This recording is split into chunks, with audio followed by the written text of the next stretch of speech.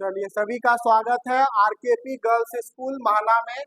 आप लोग को आज द्विघात समीकरण के बारे में पढ़ाने जा रहे हैं, जो 10th बोर्ड में ये काम आएगा सभी बच्चों को।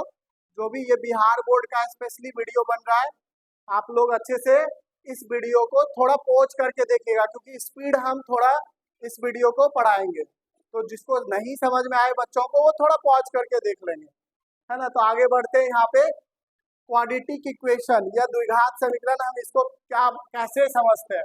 सबसे पहले क्वाड्रेटिक इक्वेशन को हम पहचानने जानना होता है, कैसे पहचाने। तो हम लोग 8th क्लास में बहुपद पढ़े होंगे। बहुपद क्या, ये हमारा था a x square plus b x plus c, इस तरह से आता था, है ना। तो आप देख सकते हो यहाँ पे a x square plus b x plus c, ये यदि इस तरह फॉर्म में रहे तो ये बहुपद कहलाता है। और यदि आप इसी में इक्वल टू 0 दे दे तो वो समीकरण हो जाता है। तो हम पढ़ने जा रहे हैं क्या, द्विघात समीकरण। तो द्विघात समीकरण हम किसको बोलेंगे, जो भी बहुपद है वो यदि इक्वल टू के 0 हो तो उसको समीकरण बोलेंगे। बट द्विघात क्यों बोलते हैं, क्योंकि इस पे कितना पावर है, 2 पावर है, इसीलिए द्विघात बोलते हैं। 3 पावर रहता तो उसको त्रिघात बोलते हैं या क्यूबिक बोलते हैं इंग्लिश में।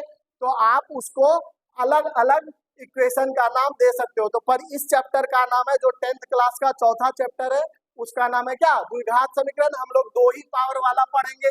और दूसरी बात, इसमें जब 2 पावर है तो x का जो वैल्यू आएगा वो 2 ही मूल देगा। मूल उसको बोलते हैं या रूट बोलते हैं। x का जो भी वैल्यू आएगा उसको क्या मान लेते हैं, अल्फा और बीटा। तो हम अभी सबसे पहले क्या, स्टैंडर्ड फॉर्म को जानेंगे, द्विघात समीकरण है क्या, और उसको पहचानने के लिए जानेंगे। तो देखिए यहाँ पे द्विघात समीकरण हम लोग जानते हैं कि स्टैंडर्ड फॉर्म होता है a x square plus b x plus c equal to 0।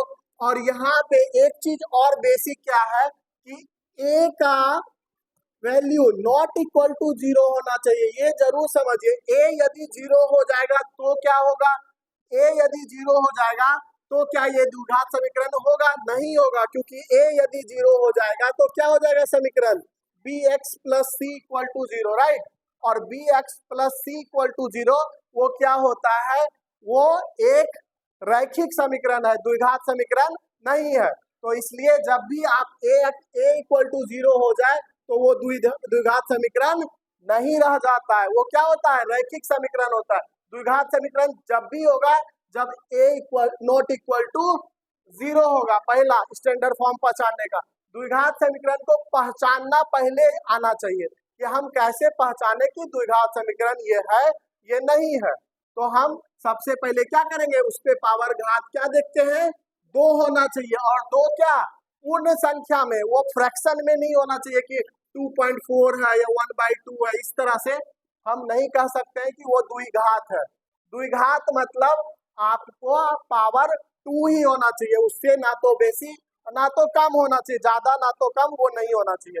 आप लोग आगे देखिए, इस a x square plus b x plus c equal to 0, यहाँ पे द्विघात का स्टैंडर्ड फॉर्म होता है।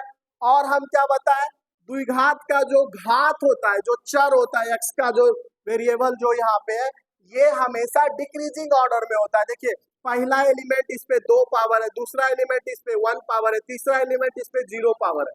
एक्स पर पावर 0 मतलब 1 होता है ना। तो इसलिए सी सिर्फ लिखा हुआ है।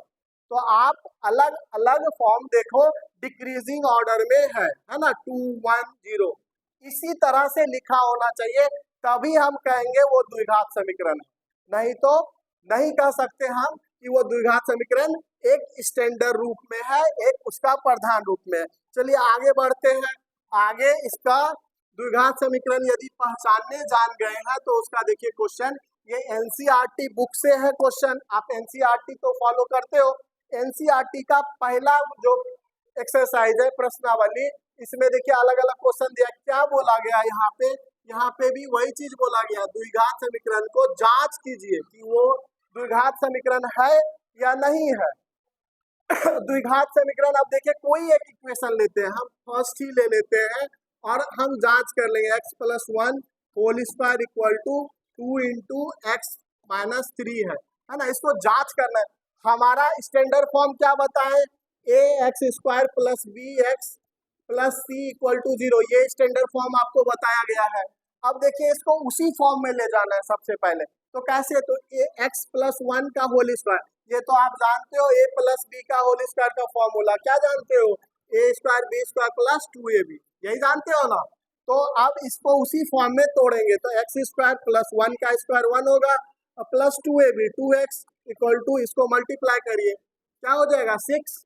अब सारे वेरिएबल, ये सारे चीजों को इस साइड ले आइए क्योंकि स्क्वायर इधर है, तो x square plus 2x 1 plus 2x minus 2x plus 6 equal to 0, इधर माइनस में था प्लस में, ये प्लस में था तो क्या हो जाएगा माइनस में।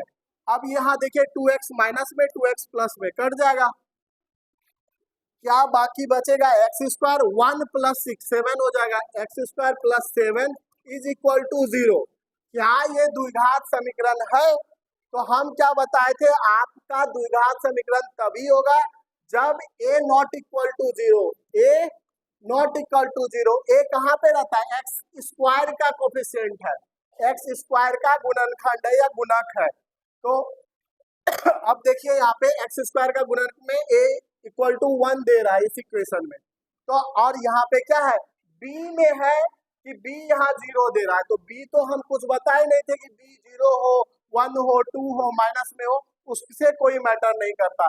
यदि आपका ये a 0 नहीं है, इसका मतलब ये क्या है, द्विघात समीकरण है, और हम कह सकते हैं ये द्विघात समीकरण। अब इस फॉर्म में लिखना है तो आप लिख सकते हो x square plus 0x plus 7 equal to 0, इस तरह से लिख सकते हो। क्लियर है, तो ये आपको द्विघात समीकरण में है। आगे बढ़ते हैं, इसी तरह ये सारे क्वेश्चन बनेंगे, जो डाउट आएगा, ये तो अभी कॉन्सेप्ट सेशन है जो कि आप कॉन्सेप्ट सिखा रहे हैं, जब प्रॉब्लम डिस्कस करेंगे तो एक वीडियो अलग बनेगा, उसमें आपको प्रॉब्लम बताएंगे। यहाँ पे हम कॉन्सेप्ट को पूरा डिस्कस कर देते हैं। चलिए आगे बढ़ते हैं। यहाँ पे देखिए ध्यान से क्या दिया, अलग अलग लिटरेचर में क्वेश्चन दिया हुआ है ना। यहाँ पे क्या दिया हुआ है, एक आयताकार भूखंड का क्षेत्रफल कुछ दिया हुआ है ना, आयताकार भूखंड का क्षेत्रफल आपको दिया हुआ है, कितना कितना दिया हुआ है 528। आयताकार बोला है मतलब उसमें लंबाई और चौड़ाई दोनों होगा ना।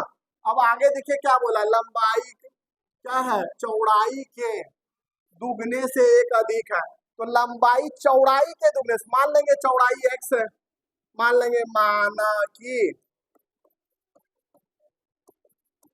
क्या है चौड़ाई x है, तो लंबाई क्या हो जाएगा, क्या बोला, लंबाई क्या है, चौड़ाई के दुगने से, मतलब दुगना हो गया, से एक अधिक प्लस 1। क्लियर है, और ये एरिया कितना दिया, 528 मीटर स्क्वायर, मीटर स्क्वायर में दिया हुआ। अब x का मान निकालना है, तो आप जानते हो कि लंबाई गुना चौड़ाई क्षेत्रफल होता है ना, यस और नो।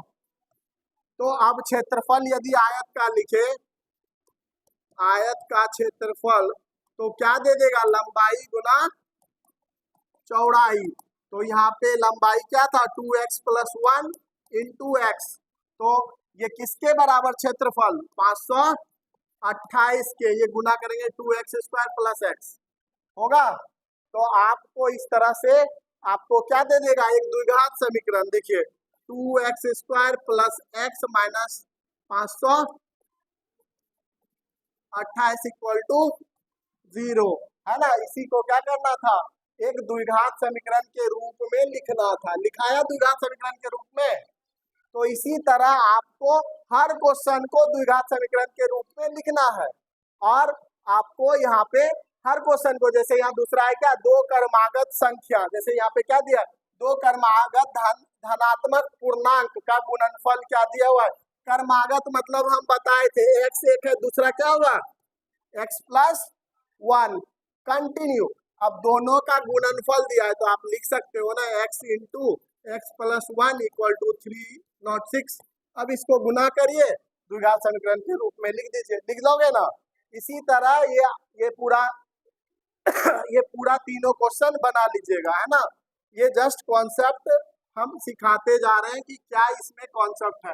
देखिए यहाँ पे क्या है, गुणनखंड विधि से निम्नलिखित द्विघात समीकरणों के मूल ज्ञात करें। मूल ज्ञात करें मतलब क्या? द्विघात समीकरण में जो x का मान आएगा वही मूल कहलाता है। मतलब x का जो वैल्यू आएगा इसमें जो वैल्यू आएगा द्विघात समीकरण का ax² + bx + c = 0, x का जो वैल्यू आएगा वही मूल कहलाएगा। x का अल्फा बीटा उसको भी बताएंगे ड्राइव करके। पहले यहाँ पे गुणनखंड विधि से बोला है। आप गुणनखंड विधि पढ़े हो 8 क्लास में या 7 क्लास में ही, ये है गुणनखंड विधि कैसे करते हैं। तो आप चलिए, ये वाला ज्यादा डर लगता है बच्चों को, रूट वाला दिया हुआ है, चलो यही बना देते हैं। क्या है? √2x² + 7x + 5√2 = 0, यही है ना।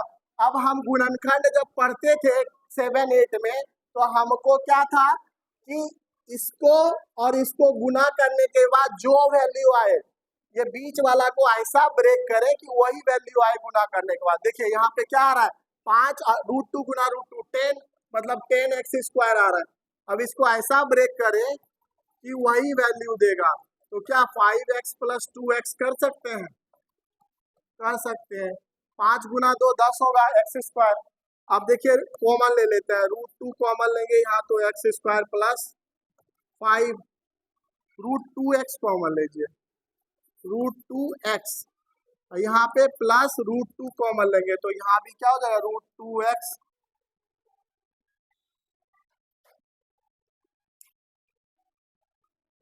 सिर्फ x कॉमन आएगा यहाँ पे, सॉरी। देखिए यहाँ पे क्या आ जाएगा x कॉमन, तो √2x + 5 प्लस √2 कॉमन आएगा, क्या हो जाएगा x √2x + 5 = 0, है ना। अभी ठीक है, क्योंकि √2 में 2 रूट होता है, √2 × √2, एक कॉमन ले लिए यहाँ से, ये वाले 2 से। अब देखिए यहाँ पे क्या हो जाएगा 2x - + 5, एक हो जाएगा क्या x + √2 = 0। x का वैल्यू क्या आ जाएगा यहाँ पे -5√2, और दूसरा क्या आ जाएगा √2 माइनस में, क्योंकि ये भी प्लस में है तो दोनों माइनस में आ जाएगा। अब ये दो वैल्यू, इसी दो वैल्यू को हम क्या बोलते हैं, अल्फा और बीटा बोलते हैं। इसी दो वैल्यू को क्या बोलते हैं, अल्फा, और इसी को क्या बोलते हैं √2 माइनस में जो है बीटा, जो 2 मोल आता है द्विघात का। ठीक है, ये द्विघात समीकरण का 2 मूल है। और इसी तरह गुणनखंड विधि से ये सारे क्वेश्चन को बोला गया है यहाँ पे बनाने, कि गुणनखंड विधि से आप सॉल्व करें कि x का वैल्यू क्या होगा, दो मूल क्या आएंगे। मूल हमेशा आप जानिएगा यही होता है। मूल को कभी कभी शून्यांक भी बोलते हैं, है ना। चलिए आगे बढ़ते हैं। आगे क्या, हाँ यहाँ पे अब मूल का जो है ना डेरिवेशन कैसा होता है वो दिखाते हैं आपको, कि मूल जो आता है, जो वैल्यू हम लाते हैं x का, वो कैसे निकालेंगे। तो देखिए यहाँ पे क्या होगा, ax² + bx + c = 0 होता है। ध्यान से देखिएगा, ये फॉर्मूला हम लोग रट लेते हैं, इसको याद नहीं करना, इसको ड्राइव करना है। तो यहाँ पे क्या करेंगे, दोनों तरफ a से भाग देते हैं पहले, है ना। दोनों तरफ a से भाग देने पर, है ना, यह समीकरण 1 में, इसको यदि समीकरण 1 मानते हो तो लिख देंगे आगे समीकरण 1 में दोनों तरफ a से भाग देने पर। a से जैसे भाग दीजिएगा तो ये क्या हो जाएगा, ax² / a, तो कट जाएगा ना, तो हम डायरेक्ट लिखते हैं क्या, x² + b/ax + c/a = 0। 0/a 0 होता है, तो इसीलिए 0 ही लिखे सिर्फ, है ना। अब देखिए यहाँ पे इसको हम वर्ग में लाते हैं, a + b का होल स्क्वायर में, तो x को a मानते हैं, a² है, + 2ab 2 × x a है × b, तो b/2a, है ना। ये कहाँ से आया, क्योंकि ये दोनों 2 कटेगा। देखिए x यहाँ था, b था, a था, तो ये पूरा ये फैक्टर दे रहा है। अब प्लस b² क्या, b/2a, ये वाला तो था नहीं ऊपर में, तो इसको क्या करेंगे, एक बार माइनस भी कर देंगे, जोड़े हैं तो एक बार क्या करेंगे, अपने मन से घटा भी देंगे, तो बराबर कट जाएगा, तो वही चीज आएगा। ऊपर में क्या था, c/a = 0, अब ये वाला जो टोटल देख रहे हो, ये वाला, ये ध्यान से देखिए, a प्लस बी का होल स्क्वायर पे आ गया है ना। तो हम क्या करेंगे, x plus B by 2a का होल स्क्वायर, ये पूरा का काम।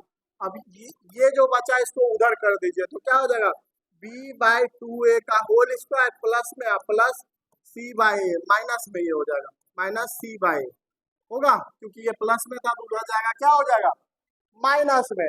अब देखिए यहाँ पे इसको x plus b by 2a, ये होल स्क्वायर को उधर में जाए रूट हो जाएगा, पर यहाँ पे देखिए रूट के आने के पहले प्लस माइनस आएगा, अंडर रूट, ये क्या हो जाएगा, b square by 4a square minus c by a होगा ऐसा, रूट के अंदर इधर से गया तो।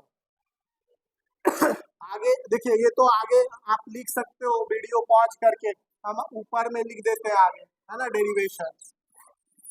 चलिए आगे क्या है, तो x plus b by 2a is equal to, root के अंदर आप कैलकुलेट करिए तो क्या हो जाएगा, एलसीएम लीजिएगा 4a स्क्वायर, इधर क्या हो जाएगा बी स्क्वायर माइनस 4ac, देखिएगा गुना करके ये 4ac इधर आ जाएगा। अब देखिए x इक्वल टू, ये वाला उधर कर दिए तो minus b by 2a plus minus under root b square minus 4ac, और नीचे देखिए 4 का 2 आ जाएगा, a स्क्वायर का a बाहर आ जाएगा, आएगा।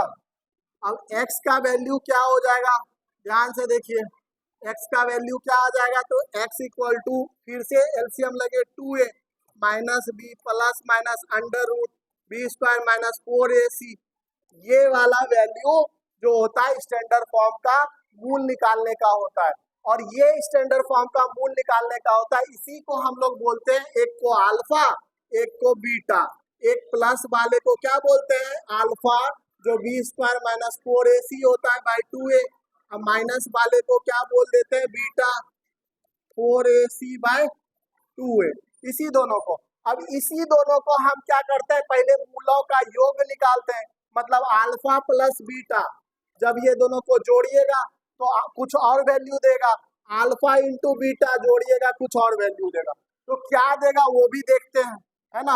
जैसे देखिए अल्फा प्लस बीटा हमारा क्या था, minus b plus root under b square minus 4ac by 2a plus minus b minus under root b square minus 4ac by 2a। अब जैसे ही लघुत्तम लीजिएगा 2a, है ना, यहाँ minus b plus root under b square minus 4ac, अब फिर minus आ जाएगा वो b minus under root b square minus 4ac, ये कट जाएगा, कटेगा ना, माइनस एक प्लस में है, ये माइनस बी माइनस 2b, नीचे भी 2a, ये 2 खत्म, तो क्या आ जाएगा b बाय ए माइनस में। इसीलिए मूलों का योग जो बोलते हैं उसको ऐसे बोलते हैं b बाय ए होता है, हमेशा यही बोलते हैं। और मूलों का गुणनफल दोनों गुना करिएगा तो आएगा c बाय ए, जब आप करिएगा कैलकुलेशन तो आपका यही कट के आएगा c बाय ए। तो ये मूलों का जोड़ हुआ, ये मूलों का गुणनफल हुआ। अब आगे देखिए, यदि आप इक्वेशन को निकालते हो, जब इक्वेशन निकालने का हो, जब आपको अल्फा बीटा मालूम हो, मूल मालूम हो और इक्वेशन निकालना हो द्विघात समीकरण, तो आप क्या कर सकते हो, तो अल्फा बीटा यदि मालूम हो, मतलब अल्फा और बीटा दोनों मालूम है आपको, जो भी वैल्यू रहे, अब आपको द्विघात समीकरण पूछ दिया, तो आप क्या करते हो, हमें पता है द्विघात समीकरण ax square plus bx plus c होता है, ये स्टैंडर्ड फॉर्म है, पर हमें मूल ही पता है, x का वैल्यू नहीं पता है, तो हम इक्वेशन कैसे लिखते हैं, तो देखिए a को जब डिवाइड किए थे ना इस इक्वेशन में a से, तो हमारा दिख रहा था इक्वेशन ऐसे, a square plus b by a x plus c by a equal to 0, ऐसा दिख रहा था।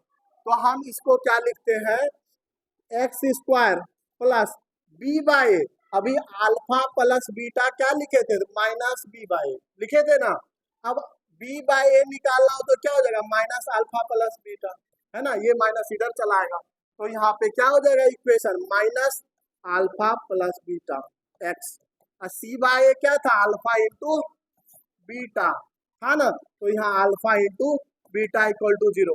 जब आपको मूल दिया रहे अल्फा इंटू बीटा, तो डायरेक्ट ये इक्वेशन लिख सकते हो द्विघात, क्या अल्फा प्लस बीटा एक बार जोड़ देंगे, एक बार गुना कर देंगे, इक्वेशन लिख लीजिएगा, है ना। तो ये द्विघात समीकरण लिखने का तरीका है जब आपको मूल दिया हो, ज्ञात हो मूल। चलिए आगे बढ़ते, ये कॉन्सेप्ट सीख लिए होंगे, आगे बढ़ते हैं। देखिए आगे यहाँ पे थोड़ा सा समझाने का कोशिश किया है कि व्यापक रूप में एक वास्तविक संख्या अल्फा या बीटा लीजिए, उसको जब हम इसमें रखते हैं इस इक्वेशन में, द्विघात समीकरण में, तो आपको सेटिस्फाई करता है ये, तो उसी को हम शून्यांक बोलते हैं, या तो उसी को क्या बोलते हैं, मूल बोलते हैं। एक ही चीज बोलते हैं दोनों की, या तो शून्यांक या मूल, दोनों एक ही चीज होता है। तो वही चीज यहाँ पे लिखा हुआ है कि आप या तो मूल दिया रहे या तो शून्यांक दिया रहे, बात एक ही है।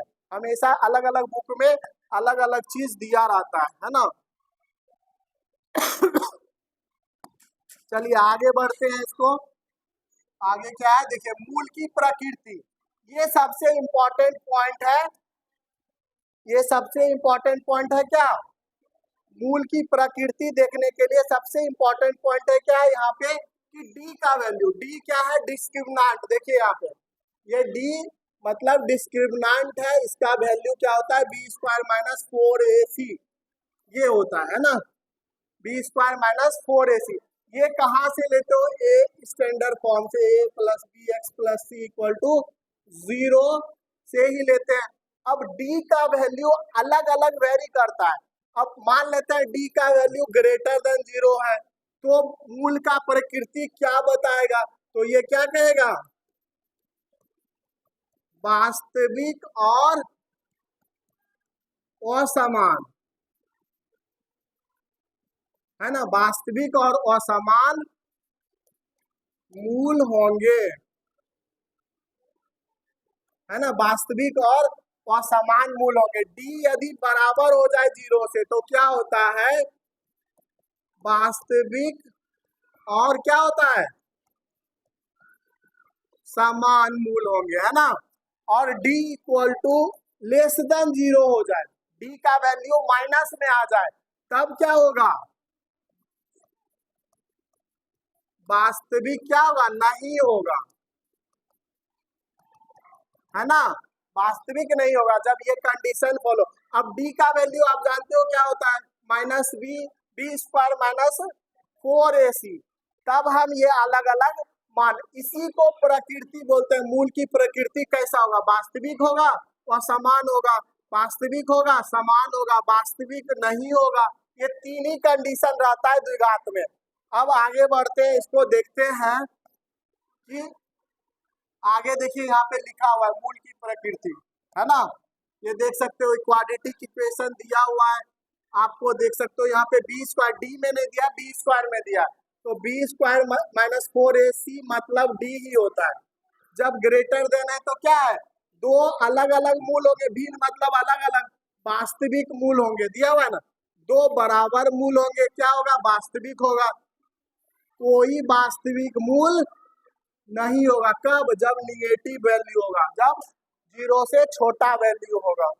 चलिए आगे बढ़ते हैं, है ना। आगे क्या और है देखिए, आप आ गया वही इक्वेशन सॉल्व करने के लिए। यहाँ पे क्या दिया हुआ है,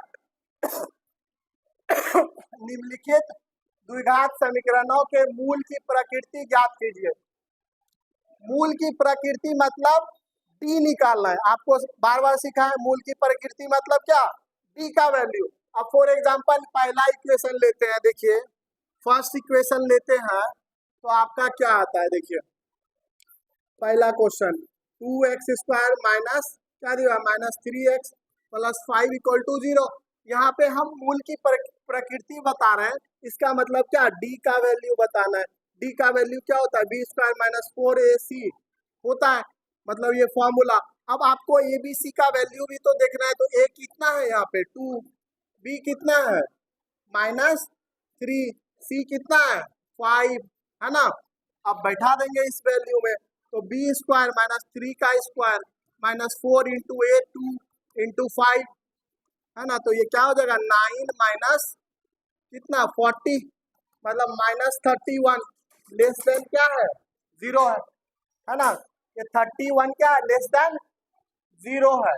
इसका मतलब क्या हुआ, जब ये छोटा हो गया, निगेटिव में आ गया, माइनस में वैल्यू आ गया, तो इसका मतलब क्या हो गया कि ये क्या है, वास्तविक वास्तविक नहीं है। बताए थे ना मूल की प्रकृति, क्या बताए थे, जब निगेटिव हो जाए तो क्या बताए थे, वास्तविक नहीं है। जब आपका बराबर होता जीरो का तो मूल बराबर होता और वास्तविक होता। इसी तरह से आप इस इक्वेशन को चेक करिए, इसको चेक करिए, जैसी प्रकृति आएगी उस तरह से आप बनाइएगा। अगला क्वेश्चन देखिए क्या दिया हुआ है, निम्नलिखित निम्नलिखित द्विघात समीकरण में के का ऐसा मान ज्ञात कीजिए, क्या दिया हुआ है, के का ऐसा मान ज्ञात कीजिए कि उसके दो बराबर मूल हो, दो बराबर मूल हो। अभी जस्ट बताएं, जब मूल बराबर होता है तो डी का वैल्यू क्या हो जाता है, जीरो होता है ना। जब मूल बराबर हो तो डी का वैल्यू क्या होता है, जीरो। तो डी का वैल्यू हम जानते हैं, यही इक्वेशन लेते हैं चलिए। तो इसमें ए का वैल्यू कितना है, 2, बी का वैल्यू क्या है, के, सी का वैल्यू क्या है, 3। अब डी जीरो है तो डी का मान क्या है, b square minus 4ac equal to 0। अब बी का वैल्यू कितना है, के स्क्वायर हो जाएगा -4 इंटू ए का वैल्यू 2 इंटू सी का वैल्यू 3 है इक्वल टू 0। तो के स्क्वायर ये गुना करिए तो क्या आ जाएगा, 24 इक्वल टू 0। तो के स्क्वायर इक्वल टू 24। तो के का वैल्यू क्या आ जाएगा, प्लस माइनस √24, के इक्वल टू प्लस माइनस 2√6, है ना। यही आंसर आ जाएगा के का, है ना। इस वैल्यू के लिए ये क्या है, मूल बराबर है इसका, है ना। जब हम सीधे मूल बराबर होगा तो क्या होगा, डी इक्वल टू 0। उसी तरह आप दूसरा इक्वेशन को भी सॉल्व कर सकते हो। चलिए आगे बढ़ते हैं, आगे देखिए सेम वही चीज है। क्या एक ऐसी आम की बगिया बनाना संभव है जिसकी लंबाई से हम जो बताए थे पीछे, लंबाई चौड़ाई से दुगनी हो, वहां था चौड़ाई से एक अधिक हो, दुगनी से एक अधिक हो, सेम चीज है। यहाँ लंबाई क्या बोल रहा है लंबाई चौड़ाई से दुगनी हो और उनका क्षेत्रफल क्या दिया हुआ है, 800। तो हम मान लेते हैं चौड़ाई x और आयताकार बोला है ना। आम का बगिया लंबाई चौड़ाई बोला है ना, तो आयताकार होगा तो क्या हो जाएगा, 2x, x इंटू 2x, लंबाई क्या है, दुगना है, इक्वल टू किसके, क्षेत्रफल 800 मीटर स्क्वायर, है ना, 800 के। अगर 2x square equal to 800, x square equal to 800/2 कितना हो जाएगा, 400। x equal to √ plus minus 400, मतलब x का वैल्यू क्या हो जाएगा, प्लस माइनस 20, है ना। दो वैल्यू आएगा, पर x इक्वल टू 20 ये संभव है, पर x इक्वल टू -20 क्या संभव है, नहीं, क्योंकि ये माइनस में मीटर में होगा क्या, नहीं होगा। तो x इक्वल टू कितना होगा, 20 मीटर, और चौड़ाई तब ये 20, तो लंबाई क्या हो जाएगा, चौड़ाई x माने थे तो लंबाई क्या हो जाएगा, दुगना, मतलब 2x था, 2 इंटू 20 मतलब 40 मीटर लंबाई होगा और चौड़ाई क्या हो जाएगा, 20 मीटर। इस तरह से हम इसको सॉल्व कर सकते हैं। चलिए आगे बढ़ते हैं, आगे क्या है, देखिए आगे इस चैप्टर का सारांश है। ये पूरा कॉन्सेप्ट जो बताएं अभी तक, ये इतना ही कॉन्सेप्ट है द्विघात समीकरण में। उसके बाद ये सारांश है, ये पूरा सारांश जो आपको एनसीईआरटी में दिया हुआ है, हर बुक में हर चैप्टर में, चैप्टर बाय चैप्टर आपको सारांश दिया हुआ है। देखिए सारांश मतलब क्या होता है कि जो पढ़े आप, जो चीज अभी पढ़े उसका पूरा मुख्य रूप से डिटेल दिया हुआ है, क्या क्या। तो ध्यान से देखिए यहाँ पे इक्वेशन को पहचानने का तरीका, है ना। उसके बाद क्या दिया हुआ है, इसका शून्यांक कैसे निकालते हैं, मूल कैसे निकालते हैं। जो भी मूल दिया है ना, यदि उसमें इक्वेशन में रखिएगा सेटिस्फाई करेगा, मतलब उसका वैल्यू कैलकुलेट होके क्या हो जाएगा, 0 हो जाएगा। उसके बाद स्टैंडर्ड फॉर्मूला जो हम ड्राइव करके दिखाएं, उसके बाद आपको क्या है, तीनों तरीका जो आपको मूल की प्रकृति को बताता है, मतलब जब मूल 0 से बड़ा हो, जब मूल 0 के बराबर हो, जब क्या हो, डिस्क्रिमिनेंट 0 से छोटा हो। ये तीन ही प्रकृति को बताता है, मूल की प्रकृति को। ये 3 कंडीशन, जब बड़ा हो, जब बराबर हो 0 के, जब छोटा हो, क्योंकि ये पूरा चीज रूट के अंदर रहता है, बी स्क्वायर माइनस 4ac के अंदर, और ये रूट के अंदर 0 होता है या 0 से बड़ा होता है या 0 के से छोटा होता है, तो क्या होगा। ये था द्विघात समीकरण का पूरा सारांश और चैप्टर। आप इसको अच्छे से वीडियो को पॉज करके देखिए, अच्छा लगे वीडियो तो लाइक करिए, सब्सक्राइब करिए, और जो स्टूडेंट देख रहे हो इसका क्वेश्चन डिस्कशन फिर से लाऊंगा, उसको भी क्वेश्चन को अच्छे से पढ़िएगा, अच्छे से हर क्वेश्चन को सॉल्व करूंगा उस वीडियो में। ये चीज जरूर देख के आगे क्वेश्चन वाला सेशन देखिएगा, क्योंकि इसमें सारा कॉन्सेप्ट बताए हैं कैसे क्वेश्चन सॉल्व होता है। और कई बच्चे के मन में होगा कि सर एनसीईआरटी से तो आपने बताए, हम लोग पढ़ते हैं केसी सिन्हा से, तो केसी सिन्हा में भी क्वेश्चन आप बना सकते हो, ये तो कॉन्सेप्ट मैंने सीखा है और उदाहरण के तौर पे मैंने लिया है इसको। ऐसा नहीं कि एनसीईआरटी का सारा क्वेश्चन बताए, आप कॉन्सेप्ट अच्छे से सीखे और आगे तो फिर मैं इसी तरह का वीडियो लाता रहूंगा। Thank you.